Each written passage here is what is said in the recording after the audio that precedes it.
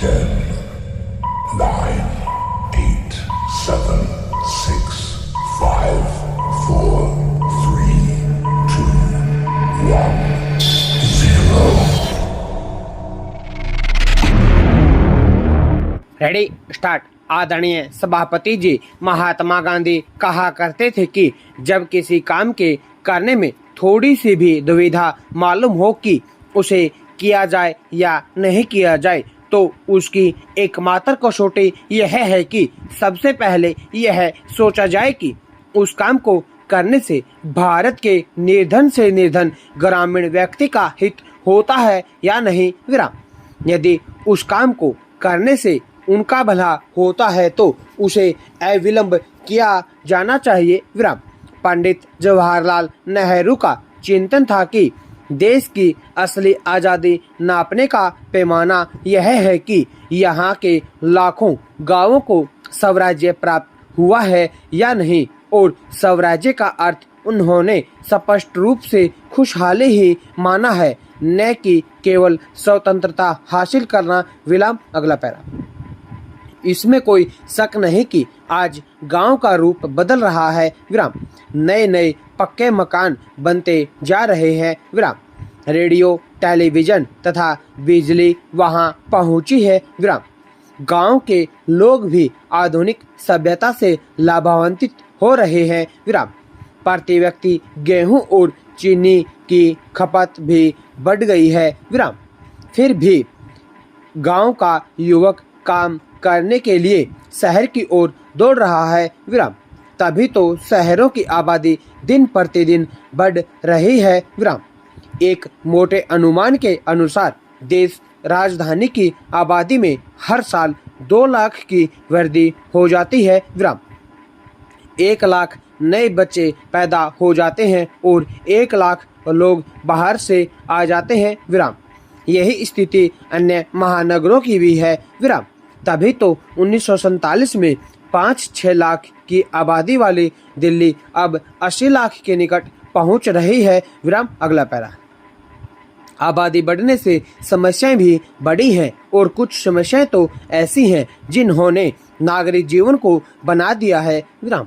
मकानों की कमी प्राय सभी बड़े नगरों में अनुभव की जा रही है। विराम। मकान कम होने से उनके किराए ऊंचे होते जा रहे हैं। विराम। दैनिक आवश्यकताओं की वस्तुएं एक साथ महंगी हो गई हैं। विराम।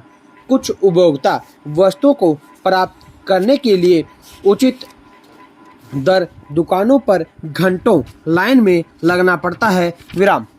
किसी भी दिन बिना पूर्व सूचना के पानी बंद हो जाएगा, इसका कोई भरोसा नहीं। विराम। बिजली का अकाल और आंख मिचौनी कई महीनों से चल रही है। विराम। उसकी बात करना तो इसलिए बेकार है क्योंकि सारे देश में ही बिजली की कमी ने जहां उत्पादन को क्षतिग्रस्त किया है, वहां वातावरण भी अंधकार में बन गया है। विराम। अगला पैरा। घरों में चूल्हा लकड़ी और कोयले से जलता था, उस कारण मकानों की स्वच्छता नहीं रह पाती थी। विराम। पिछले कुछ समय में स्वच्छता की दृष्टि से गैस का प्रयोग बढ़ा है, किंतु अब स्थिति यह है कि गैस सिलेंडर के मिलने में काफ़ी असुविधा हो रही है। विराम।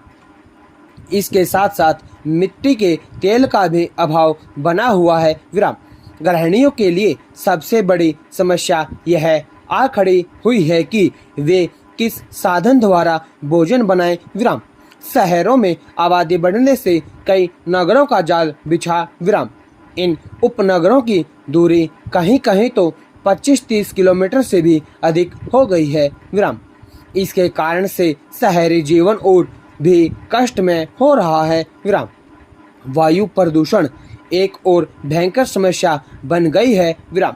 हर अक्षण सड़कों पर चलने वाली बसें, कारें, स्कूटर आदि जो जहरीला धुआं उगलते हैं, वह सीधा अनेक रोगों का कारण बन जाता है। विराम। अतः मेरा निवेदन यह है कि नगरों का आकार न बढ़ने पाए। विराम।